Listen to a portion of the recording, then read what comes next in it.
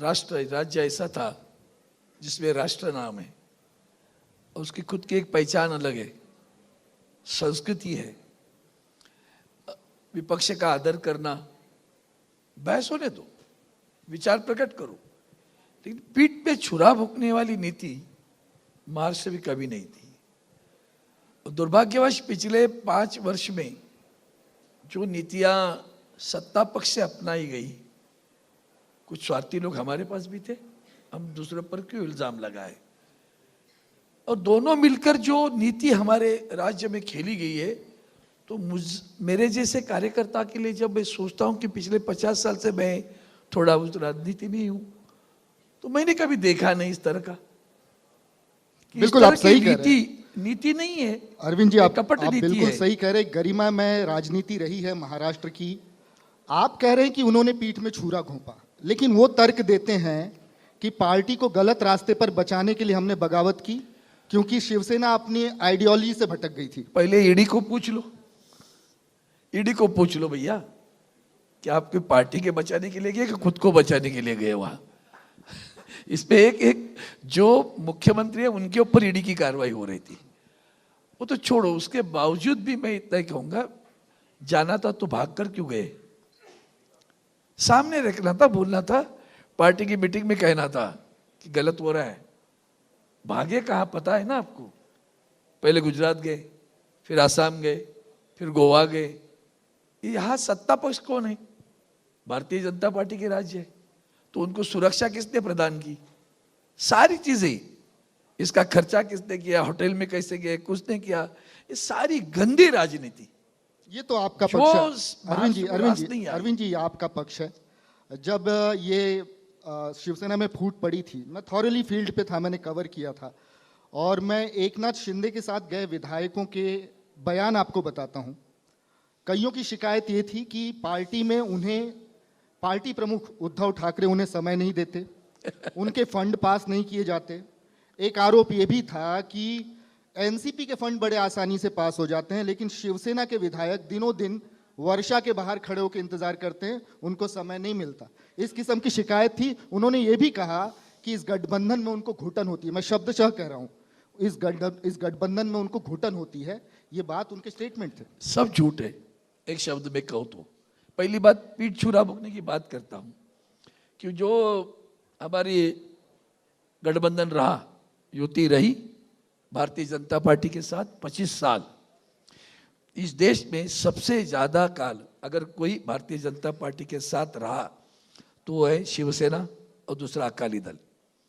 ये 2 पार्टियां उनके साथ में, उनके बुरे दिनों में भी साथ में रही। सबसे बड़ी बात, वो पार्टी नहीं रही जो आदरणीय वाजपेयी जी की पार्टी थी, अडवाणी जी की पार्टी, ये सब व्यवहारी पार्टी आई। भ्रष्टाचार सिर्फ पैसों का नहीं होता, भ्रष्टाचार तुम्हारे आचरण में भी होता है, तुम्हारे विचारधारा में होता है।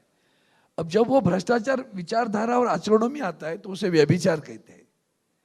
और व्यभिचार इस बात का है कि अगर आपने जबान दी है, वंदनीय बाला साहब ठाकरे जी हमारे पर संस्कार करते थे तो कहते थे, अरविंद जी एक बात ध्यान में रखना, तुम जब किसी को जबान देते हो तो 100 बार सोचो, और एक बार जबान दी तो रघुकुल रीत सदा चली आई, प्राण जाए पर वचन न जाए। अरविंद जी, जो दिया वचन वो पूरा करना है। बिल्कुल बिल्कुल। वो वचन भारतीय जनता पार्टी ने पूरा नहीं किया।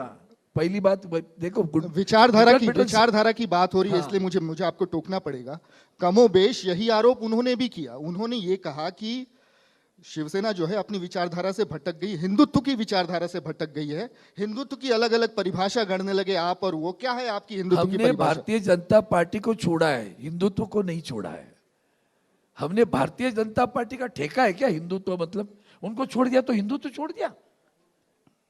उन्होंने हिंदुत्व आचरण करने वाली कितनी संगठनाएं थी, जितनी भी संगठन थे, वो आप बजरंग दल ले लो, अखिल भारतीय विद्यार्थी परिषद ले लो, आपका विश्व हिंदू परिषद ले लो, आप आज उनकी हालत क्या है जरा देख लेना आप। तो हिंदुत्व का ठेका सिर्फ पॉलिटिकल पार्टी लेगी क्या? आपके हिंदुत्व की क्या परिभाषा है? आपके हिंदुत्व की क्या परिभाषा है? आपके हिंदुत्व की क्या परिभाषा है? एक वाक्य में आदरणीय उद्धव जी ठाकरे साहब कहते हैं, मुंह में राम हाथ को काम, ये हमारा हिंदुत्व है।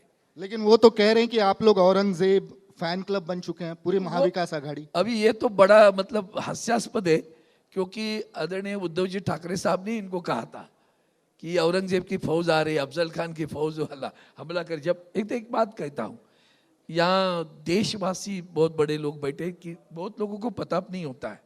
जैसे अभी अभी सुरजेवाला कह रहे थे, परसेप्शन थ्रू मीडिया और थ्रू प्रिंट मीडिया, बहुत सारे लोगों को पता नहीं। 2014 के लोकसभा चुनाव में हम गठबंधन में थे।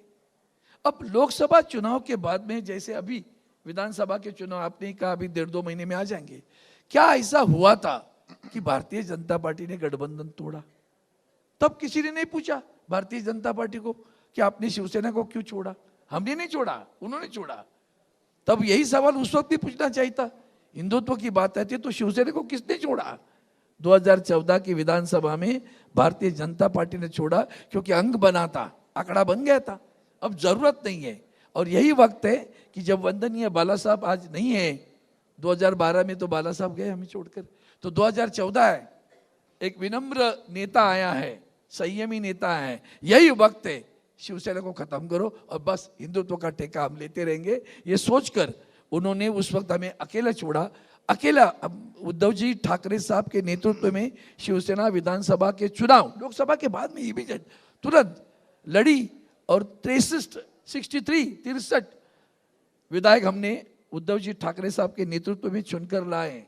सबसे बड़ी बात, और एक बात कहना चाहता हूं 1 मिनट में, जब उस विधानसभा चुनाव में, इसके पूर्व देश के प्रधानमंत्री विधानसभा के चुनाव में आती थी, इंदिरा गांधी जी भी आती थी। वो आती थी तो 1-2 मीटिंग लेकर जाते थे, 2 या 3 ज्यादा रैलीज करती थी। प्रधानमंत्री जी ने 27 रैली की। किसको हराना था भैया? कांग्रेस तो पूरी तरह हार गई थी 2014 में। किसको हराने प्रधानमंत्री जी ने 27 रैलीज महाराष्ट्र में ली? शिवसेना को खत्म करना था। इनका है ना 100% भाजपा, ये कूटनीति है। 100% भाजपा मतलब क्या? दूसरे का अस्तित्व ही नहीं मानना है, ये उनकी नीति है। उसके लिए हमें लड़ना पड़ रहा है। मेरे कुछ सवाल और हैं जिसमें 2019 में मैं निश्चित लेके जाना चाहूंगा आपको। 2019 में वो कह रहे थे कि मुख्यमंत्री पद की लोलुपता, मतलब उसका लालच, इसकी वजह से नैसर्गिक गठबंधन टूट गया जो कि बीजेपी और शिवसेना के बीच में था। इस दलील से कितना इत्तेफाक रखते हैं आप? सीधा सीधा आरोप जो है उद्धव ठाकरे पर है कि वो मुख्यमंत्री बनना चाहते थे। मैं धन्यवाद देता हूँ आपने सवाल पूछा, क्योंकि पूरे भारतवर्ष के, खासकर अन्य राज्यों से भी लोग हैं, देश के, दिल्ली के। आप अभी भी आप आपका होगा आर्काइव्स में क्लिपिंग निकालो। 2014 में विधानसभा में गठबंधन टूटा, आपके माध्यम से ही परसेप्शन आया कि भारतीय जनता पार्टी 2019 में अकेली सत्ता पे नहीं आ सकती। अब बोलना चालना भी बंद हुआ था। सडनली हमारे आदरणीय गृह मंत्री अमित शाह साहब का उद्धव साहब को फोन आया, मिले। अभी हमारे पास मेहमान आए। हम तो शिवसेना जबान पे चढ़ने वाली पार्टी है, हमने लिखा पढ़ी नहीं की उस वक्त। उन्होंने कहा, उनका पहला वाक्य क्या था? जो गलतियां हुई है मेरे कार्यकाल में मैं वही सुधारना चाहता हूं, हम फिर दोबारा इकट्ठा आएंगे। चलिए, जो साहब ने बड़े दिल से इकट्ठा आए। फिर प्रेस कॉन्फ्रेंस हुई, मैं आर्काइव की बात कर रहा हूं। वो प्रेस कॉन्फ्रेंस की रिलीज सभी को बता देना। वहां देवेंद्र फडणवीस जी जो मुख्यमंत्री थे, वो आदरणीय गृह मंत्री अमित शाह जी बैठे, हमारे दानवे साहब बैठे, खुद अमित शाह जी है, उद्धव साहब है, सभी लोग बैठे। उनके सामने उन्होंने कहा बंटवारा होगा सीटों का 144 बंटवारा तय हुआ। बंटवारा होगा सत्ता का 50%, 50%। आर्काइव में ऐसा कुछ मिलेगा तो निश्चित मैं देखना चाहूंगा। और मैं तो ये भी कहूंगा कि देखना, मैं सभी को कहता हूं, आपको ये झूठ जो फैलाया जा रहा है ना, एक मिनट, सभी को कहता हूँ, झूठ कैसे झूठ बोलते हैं। महाराष्ट्र के कुछ वही मुद्दे भी देखो, लेना भारतीय चाहता हूं, जनता समय मेरे पास बहुत कम है। कैसी पलटती है वो देखना है तो आर्काइव उनकी प्रेस कॉन्फ्रेंस बता अगर आर्काइव में ऐसा कुछ मिलता है तो निश्चित आपको इसे देवेंद्र फडणवीस को देना चाहिए, हम तो देख ही लेंगे। खैर, महाराष्ट्र की राजनीति की बात हो रही तो महाराष्ट्र के कुछ मुद्दे भी ले लेते हैं, समय कम है। मराठा आरक्षण इस समय ज्वलंत अच्छा हो गया, बहुत अच्छा। आपको ये दुर्भाग्य नहीं लगता क्या महाराष्ट्र का कि 19 मुख्यमंत्री हुए, 19 में 13 मुख्यमंत्री मराठा, लेकिन आज भी मराठा समुदाय जो है अपनी मांगों को लेकर सड़क पे उतरता है और उन्हें न्याय नहीं मिलता? बहुत क्या वजह लगती है आपको? आपने शुरू में जो कहा था ना, मैंने कहा कि व्यथित हूँ इनसे, बहुत सारी चीज़ों से, कि ऐसी गंदी राजनीति कभी नहीं हुई। अब महाराष्ट्र इतना टूटा हुआ है, आपको आश्चर्य लगेगा, जब देश में मंडल कमीशन आया तो इस देश में एक ही नेता था जिसने मंडल कमीशन को विरोध किया था, वह है वंदनीय शिवसेना प्रमुख बाला साहब जी ठाकरे। उनका कहना था कि जाति के आधार पर अब आरक्षण देते जाओगे तो जातियां और दृढ़ होगी, दीवारें खड़ी होगी, एक दूसरों के पास दुश्मन जैसे देखा जाएगा। उससे अच्छा है कि आप एक काम करो, आर्थिक दृष्टया जो पिछड़ा वर्ग है, वो किसी भी जात का हो, पात का, पंथ का हो, धर्म का हो, उसको आगे लाना है। और उसके लिए एक काम करना है, जो पिछड़ा वर्ग है, तो अंग्रेजी में एक कहावत है, don't teach the child to eat the fish, teach the child to catch the fish. उसको सक्षम बनाओ पैर के खड़ा रहने के लिए, वो काम करिए। नहीं हुआ, मंडल कमीशन आया। अब क्या हो गया, अब हमारे संविधान के मुताबिक हम आरक्षण 50% से ऊपर नहीं दे सकते। वो 2-3 केसेस सुप्रीम कोर्ट में हुई तो उन्होंने मना कर दिया। सर बीच में अब रही बात आपकी बात पे ही आ रहा हूं मैं। आप बिल्कुल जो बोल रहे हैं उससे मैं आंशिक रूप से सहमत हूं, लेकिन एक बहुत बड़ा आरोप जो है अभी अभी विधान भवन में लगा कि फडणवीस सरकार के कार्यकाल में लगभग मराठाओं को आरक्षण मिल चुका था, लेकिन नहीं भैया, इसके क्यों ये दोबारा जो इसके खिलाफ जो व्यक्ति जो आरक्षण, वो कांग्रेस का व्यक्ति था, नहीं जिससे आप लोग हाथ मिला, हाई कोर्ट ने दे दिया। हाई कोर्ट ने पहली बार, वकील वही, स्टाफ वही, सभी वकीलों की फौज वही थे ना, सिर्फ मुख्यमंत्री बदले थे, वही लड़ रहे थे वापस, कोई दूसरी बात नहीं थी।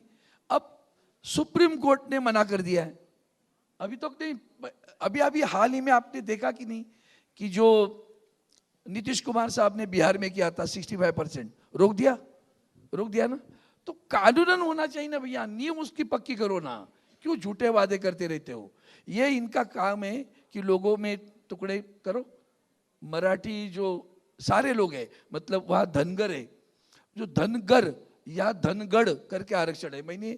आप मेरे भाषण सुने पार्लियामेंट में, मैं 10 वर्ष से कहता रहा, एक अक्षर के लिए, शब्द भी नहीं, अक्षर र और ड, धनगढ़ और धनगर, उनको आरक्षण नहीं मिल रहा है।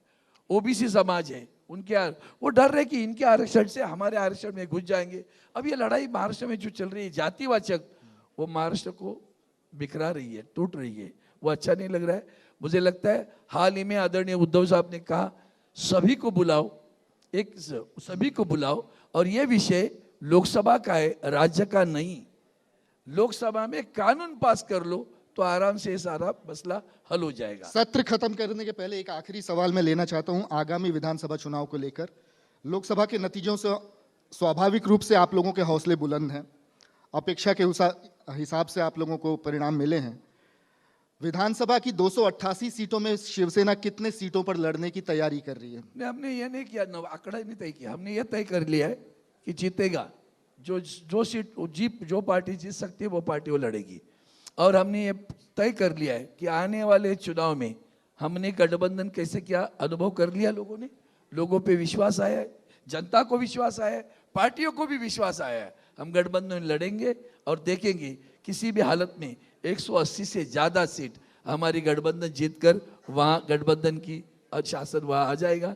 ये हमारी कोशिश है और उसमें हम सफल हो जाएंगे, ये भी विश्वास है। इंडिया न्यूज़ मंच पर हमारे साथ जुड़ने के लिए अरविंद जी आपका बहुत बहुत धन्यवाद। Back to you. बहुत बहुत धन्यवाद आपको भी, आपने मुझे अवसर दिया, यहाँ बैठे हुए बुजुर्गों को लिए कुछ जानकारी मैं दे पाया, मुझे आपने अवसर दिया, इसके लिए आपको